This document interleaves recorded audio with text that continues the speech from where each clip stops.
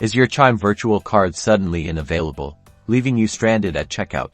You're definitely not alone, and in this video, we're breaking down the most common reasons and exactly what you can do to fix it fast. First up, let's talk system outages or maintenance.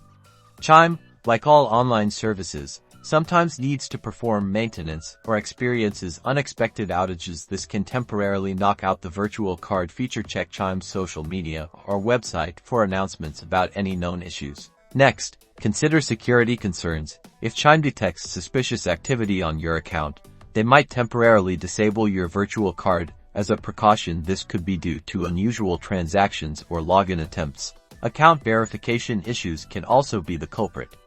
If your account isn't fully verified, Chime might limit certain features, including virtual card access. Make sure you've completed all the necessary verification steps within the app. App glitches are another possibility. Sometimes, a simple bug in the Chime app can cause the virtual card to malfunction. Try closing and reopening the app, or even restarting your phone. Now, for some troubleshooting steps. First, ensure you have a stable internet connection.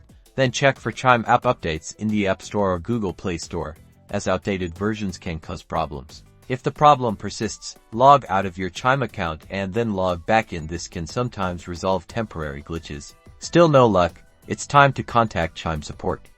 They can investigate your specific situation and provide personalized assistance. You can usually find their contact information within the Chime app or on their website. And that's it.